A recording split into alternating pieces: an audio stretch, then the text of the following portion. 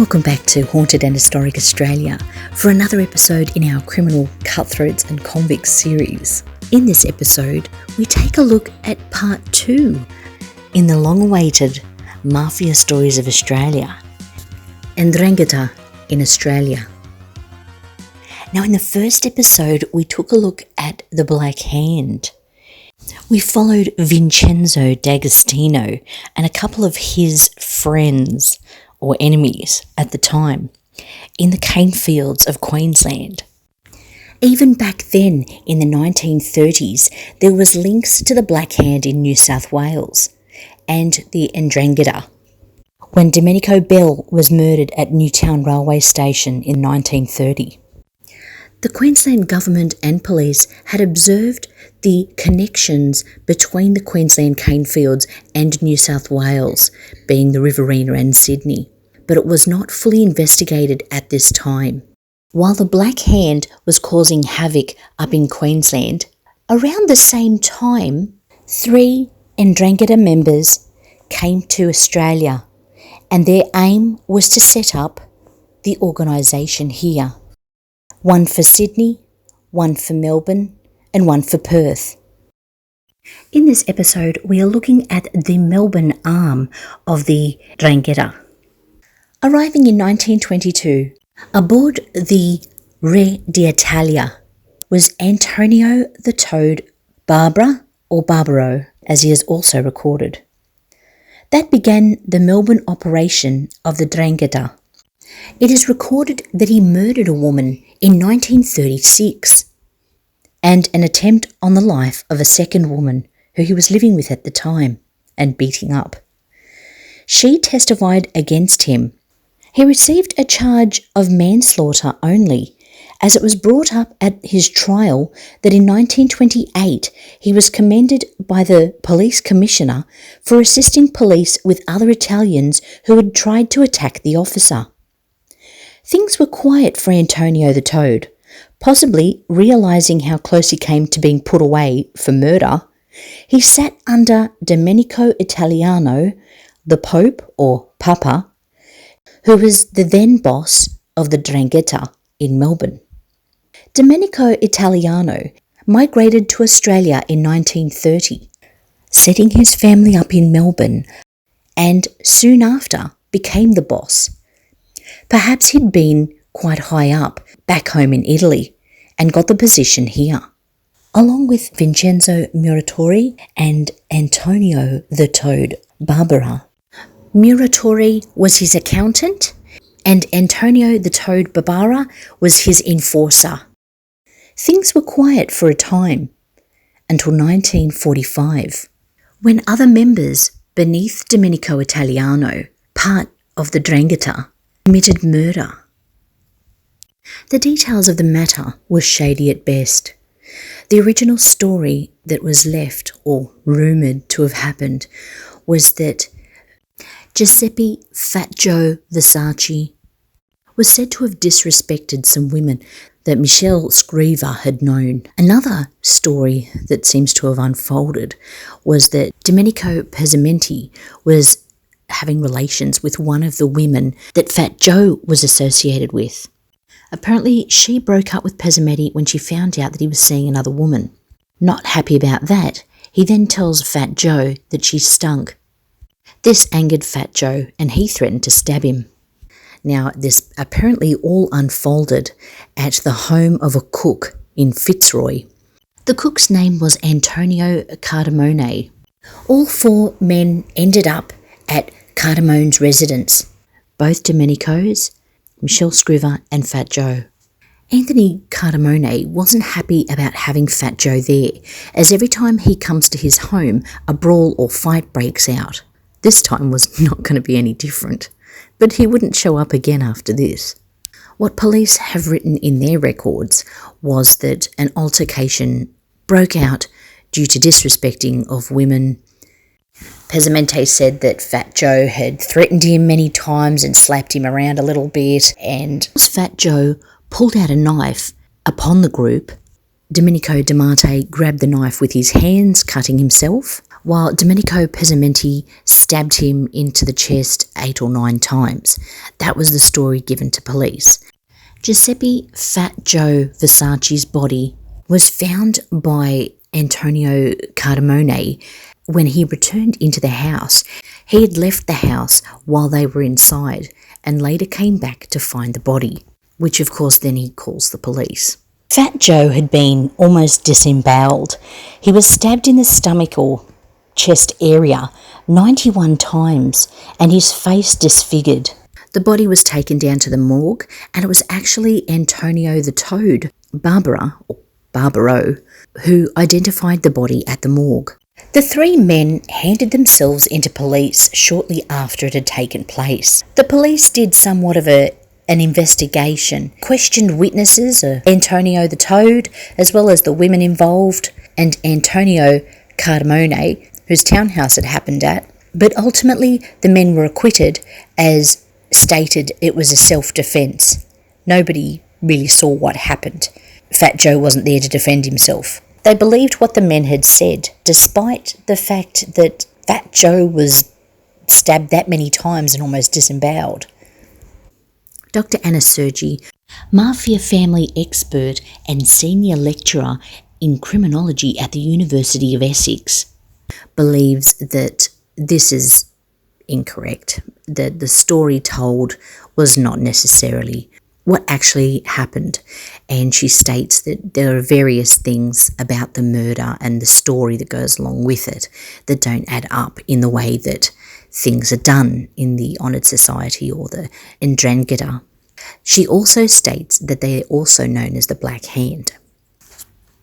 She believes that it had nothing to do with women, because usually in a case where women are involved, the killing is done differently. Usually the genitalia is removed and put into the mouth or something awful like that. But in the case of honour, a power struggle or something such as this, then a disfigurement such as what happened to Fat Joe's face occurs. So it could have started out as something to do with women, but then it became a challenge for the higher figures. If they don't act, they seem weak. The directive may have come from higher up to eliminate Fat Joe. Also, the fact that they handed themselves in, she states that this is something that they wouldn't do unless it was premeditated and they had a plan. Why did the police not pursue it further? Well, back in 1945, the war was in full swing and there was probably a lot going on at the time. They probably just wanted to put matters to bed. A murder such as this with the Italian community, they probably weren't looking into it as far as mafia leads or mafia connections, so that they had 3 men coming to them with the same story. They probably sounded very persuasive and they just wanted to close the case. In 1950, there was an altercation where Michelle Scriver's 3-year-old daughter was hit by a car. This sounding very much like the Gotti case where John Gotti's son was struck by a car by a neighbour and it caused the death of this person. At the time of the accident, it is believed that there were many people at the residence of Michelle Scriver. He had an Antonio Romeo living with him at the time who had only just come to Australia the year before, and various other people including the Scriver family. The story has been told as the child must have been near to the road, it's been struck by a car but it hasn't died, it's been wounded. Michelle Scriver as well as Antonio Romeo have come outside and many others, Italian community within the street, have also joined the commotion. Apparently what has happened is they've ordered the people out of the car and hassled them out, including yelling and screaming and pushing them around the car. A man by the name of Frederick John Duffy in another car gets out to render assistance, it is said, to the people in the car. But it is also stated that he comes upon Michelle Scriver, grabs him to stop him from hurting any of the occupants of the car. Michelle Scriver is yelling and screaming that he will kill the people in the car, and when Duffy grabs him from behind. He swings around and screams, "And I'll kill you too," and plunges his large knife into the chest of Duffy. This doesn't, however, kill Duffy. Witnesses have also said that Antonio Romeo was stabbing at Mr. Duffy with a pocket knife, as well as Michelle Screever being witnessed as hitting the female occupant of the car while her husband went to fetch police. It was stated that there were about 100 Italian men on the street, which was Peel Street in North Melbourne, on this night, which was around 6 o'clock at night. With that many witnesses there, police could not ignore all the facts, which was that Michelle Screever had stabbed Frederick John Duffy, and Antonio Romeo had also aggravated this assault, which resulted in the death of Mr. Duffy, as well as injuring the occupants of the car and another man, a Rodney Scott, who was with the RAAF. The wife of Mrs. Duffy watched the whole thing unfold from the car that Mr. Duffy had left when he's become involved in the incident. There were so many witnesses to this crime, it could not go unpunished. They go to trial. Antonio Romeo is given 12 years hard labour for his grievous bodily harm to Mr. Duffy. At first, Michelle Screever is given the death sentence, and then it is then changed to 20 years or life for the murder of Frederick John Duffy. Not much is said over the next 10 years, with Domenico Italiano still boss of the Ndrangheta by 1962. He was 65 and an old man. Antonio the Toad died early in 1963, and Domenico Italiano died in the December of 1963. Antonio was cremated and ashes scattered in an unknown location, and Domenico Italiano was buried at Melbourne General Cemetery. He died peacefully in his home, which left a spot open for Boss. Many believe that there was a power struggle after Italiano's death. However, Domenico De Marte emerged as boss.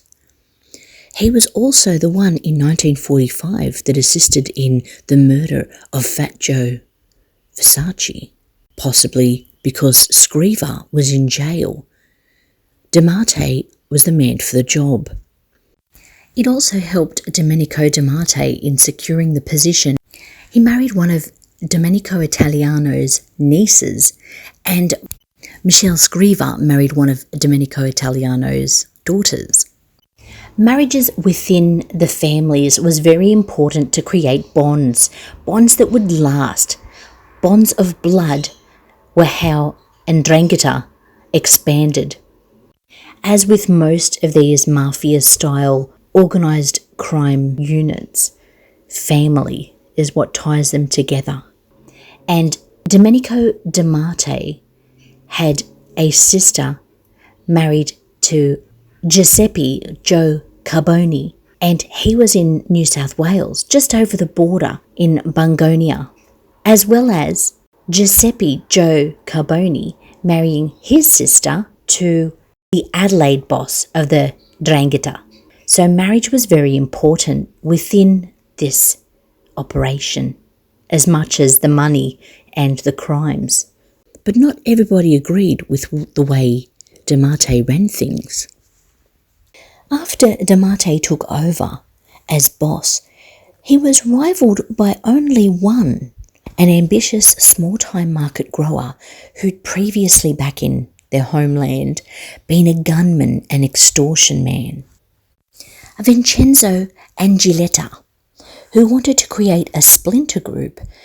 He wanted Ndrangheta to be run like the Sicilian Mafia in the United States, including racketeering and soldiers who were also of non-Italian background, most likely to further line his pocket.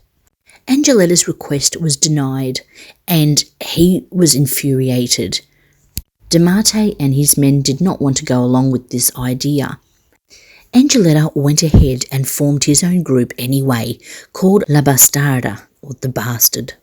He reacted by refusing to go along with what was agreed, selling his produce to designated wholesalers.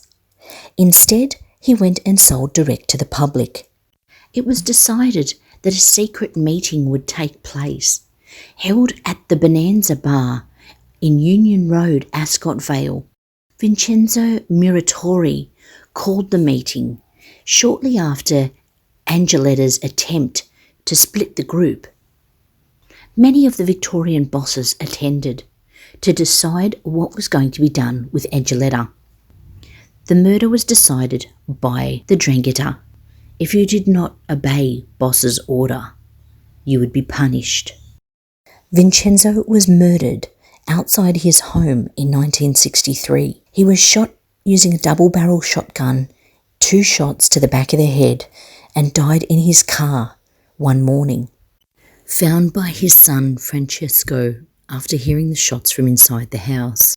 If you could imagine Francesco's horror discovering his father murdered in his car, and would possibly know a little bit about what his father was involved in, and possibly even who may have shot him. Things begin to turn nasty for the Ndrangheta.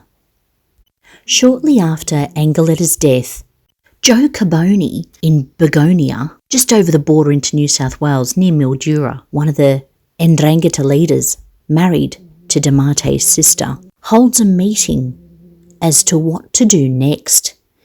Many leaders from New South Wales, Victoria and other states are involved in this meeting. All was pleasant, it seemed, after Aglietta was out of the way. It should have been smooth sailing for D'Amate.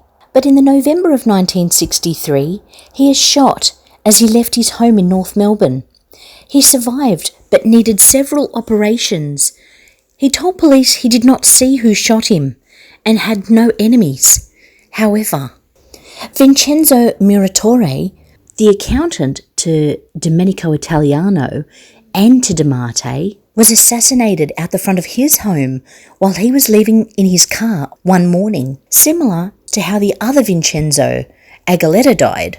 And then 2 days after Muratori was murdered, another man was shot in the Melbourne Marketplace. The murders were dubbed the Melbourne Market murders because they all had affiliations to the markets. Another man was shot in the hand at the Melbourne Markets. And Antonio Monaco, who had apparently been dodging the Ndrangheta for commissions on what he sold at the market. It is believed that the hits on D'Amate and Muratori were committed by the sons related to Aglietta. Francesco, his son who found his body, was responsible, along with his brother-in-law, Angelo D'Amate, no relation of Domenico D'Amate, did the attempted assassination of Domenico D'Amate. With a comedy of errors, it was believed that Francesco was in the car waiting for Antonio to come back. It is believed the series of events went that Francesco had the car running, waiting outside, and Angelo attempted the life of Domenico when he came out to his car in his front yard. The shot hit Domenico in many places, causing serious injury. And when Angelo was through, he jumped back into the car, but he didn't jump back into the car with Francesco. He jumped into somebody else's car, a couple that was saying goodnight to each other in the front seat. He got out of the car quickly and into Francesco's waiting car, and they took off. In the case of Vincenzo Muratori, it appears that Aglietta's illegitimate son, through another family that he had, possibly secretly, Carmelo Arfuso, committed the hit on the person that they assumed orchestrated the hit on their father. Francesco fled to Italy to try and escape the heat after the murders. Possibly with a guilty conscience, he drew too much attention to himself and ended up confessing that he was part of the murders, and it all unravelled from there. The Muratori family also received a handwritten letter in semi-broken English from a family who believed that Muratori was their father's killer. This was also taken as evidence Despite all the evidence, Carmelo Arfuso, despite being set up by his brother Francesco, was acquitted of the murders. The car in which he jumped into, of Mr. David Gregg and Gillian Grace, could not positively identify him, and Domenico Italiano refused to press charges himself. I think they all just wanted the whole mess to go away, much like the police. And, although it did, it still goes down in history as the Melbourne Market murders, a crazy time in which the mafia made headlines, which is something that they try not to do. After Domenico Italiano was shot and scarred, he stepped aside and Liborio Benvenuto took over as boss of the family, and he would be boss for the next 20 or so years. Liborio Benvenuto didn't escape himself almost being blown up when a bomb was placed in his car at the Melbourne Markets. When the explosion occurred, might be the petrol tank. You don't think somebody put a bomb in your car? No, because I never got no enemy. You've never been involved in any trouble here at the market? No, never in my life. Never. We know that these mafia-type organisations are built on your roots, like the Sicilian mafia. To be a made man, they have to be able to trace you back to Italy and part of Sicily. With the Ndrangheta, it was a similar thing. By marriage and blood being born into the family, this secured you into the family. And if you were male, more so. Now it seems that Alfonso Muratori, son of Vincenzo Muratori, a time later after Vincenzo's death, Alfonso, his son, married into the Benvenuto family by marrying the daughter of Liborio. It is believed that they were married for some time when Liborio Benvenuto died. Apparently on his deathbed, it was his wish that his son-in-law, Alfonso Muratori, would be the next boss, but someone would stand in until he was ready. The role of godfather or boss was meant to go to a Giuseppe Joe Arena, a little-known insurance broker, and he was meant to take over from Liborio. But 6 weeks after being kind of given the job, possibly in holding until Alfonso was ready, he was murdered, blasted from behind while taking out the rubbish at his Bayswater residence. The hit still remains unsolved today. Who'd want to be a mafia boss back then? Sometime after the death of Liborio, it is believed that Alfonso Muratori leaves his wife, Benvenuto's daughter, not just because he wasn't happy with her, but he left her for another woman, a Karen Mansfield. The Benvenuto family saw this as a disgrace, as well as the fact that he had not taken up the position of boss. He rejected the position. He didn't want it. This was a grave mistake for Alfonso Muratori. 20 years after he married into the Benvenuto family, someone possibly from that family was taking him out. He was gunned down outside his home in a similar fashion to his father 30 years ago. Neighbours I have spoken to today tell me that they heard 2 shots at about 2:30 in the morning. The Ndrangheta's secretive market cartel only became public when power struggles within their ranks sparked outbreaks of murder and violence. Wow, the Victorian Ndrangheta was pretty powerful in this time. So it was a bit of a double-edged sword being involved, it seems. Now, of course, there's much more to this story. It doesn't finish in the 90s. This may end this particular part of our mafia stories in Australia, but not just Victoria. We know that there was something going on in New South Wales And that's next episode. So if you're enjoying this episode, definitely like, subscribe and share if you haven't already. And stay tuned for next episode where we take a look at the New South Wales arm of the Black Hand, or the Ndrangheta. Wow, it really was a bullseye on your back if you became the boss. At least in Australia anyway. Well, it was possible that could have just been Victoria and these Melbourne Market murders. And of course, don't forget to hit that notification bell because you do not want to miss out on the next couple of Mafia episodes.